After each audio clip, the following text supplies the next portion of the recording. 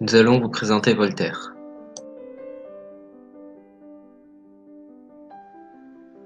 La vie de Voltaire. Bonjour, je suis François-Marie Arouet, plus connu sous le nom de Voltaire. Et moi, c'est Charam, et je vais vous raconter la vie de Voltaire. Voltaire est né à Paris le 21 novembre 1694, puis a été baptisé le lendemain à l'église Saint-André-des-Arts.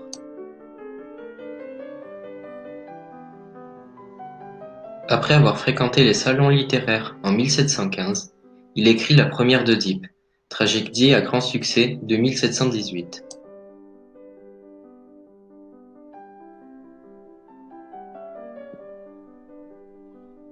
Suite à son séjour en Angleterre de 1726 à 1728, Voltaire rédige les Lettres philosophiques. Elles seront publiées à Paris et à Londres simultanément en 1734. De plus, Voltaire a écrit des articles pour l'encyclopédie de Diderot et d'Alembert.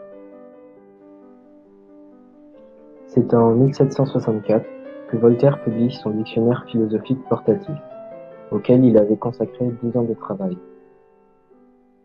Voltaire dédia 5 ans de plus à ce projet, pour faire paraître des éditions augmentées. Enfin, Voltaire a écrit Questions sur l'encyclopédie par des amateurs, titre assez ironique par sa comparaison des philosophes à des amateurs. En effet, Voltaire est un auteur ironique, comme nous avons pu le voir dans Candide. L'optimisme, c'est la rage de soutenir que tout est bien quand on est mal.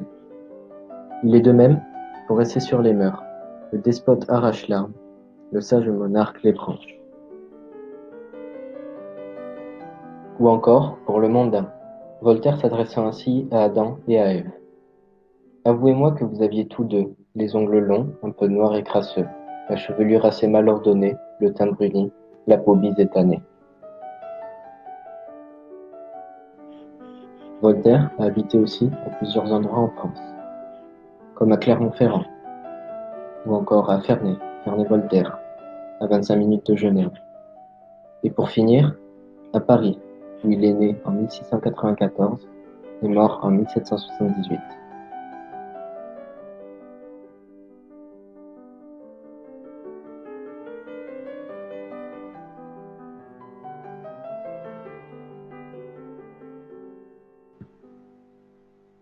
L'influence de Voltaire.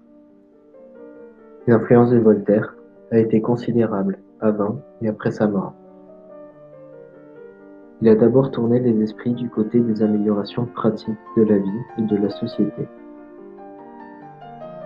Il a contribué beaucoup à déterminer l'idéal et à tracer le programme de l'administration moderne. En ses meilleurs moments, quand elle a été autoritaire, non pas libérale mais active, éclairée, bienfaisante et employant toute son autorité à la prospérité économique du pays, pas tracassière et laissant les gens de talent et de pensée vaquer en toute tranquillité à leurs travaux. Il a ensuite fourni aux diverses classes, à la noblesse, pendant le XVIIIe siècle, à la bourgeoisie, pendant le XVIIIe siècle et les 3/4 du XIXe, puis au peuple, pendant la seconde moitié du XIXe siècle. Une philosophie rationnelle, anticatholique et un système complet d'argumentation sceptique et sarcastique contre la religion et l'Église, c'est ce qu'on a appelé le voltarisme. Voilà les deux faces principales de l'action de Voltaire.